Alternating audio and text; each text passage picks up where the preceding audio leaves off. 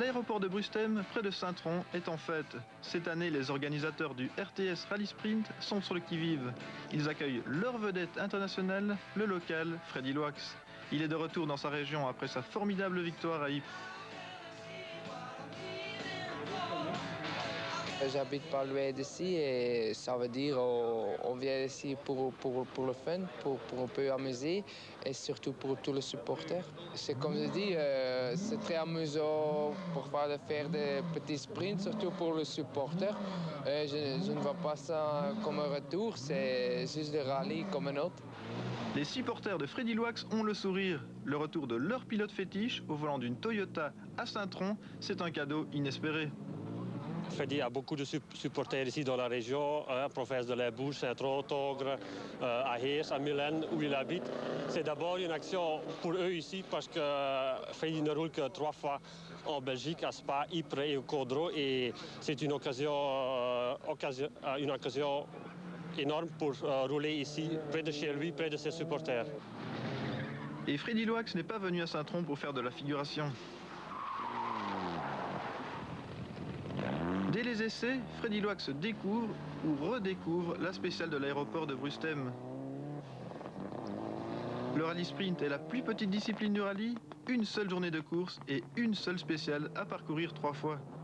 La présence de Freddy Loax au départ est donc l'événement de ce RTS Rallye Sprint.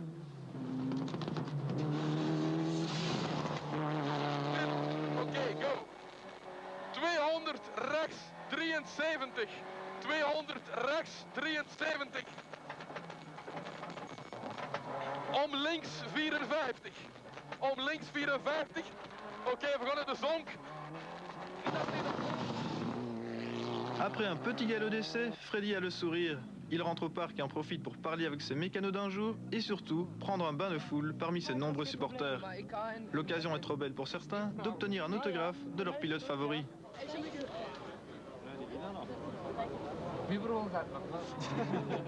13h30, les spectateurs sont aux aguets. Freddy Loax s'élance pour sa première boucle.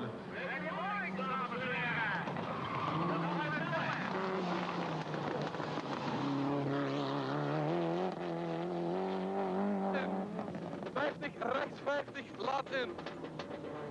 Hier, rechts avant. Rechts avant. D'emblée, Freddy est à l'attaque. Freddy est égal à lui-même, il réalise le meilleur temps dans un style sobre et efficace qui contraste avec les généreuses propulsions présentes à Saint-Tron.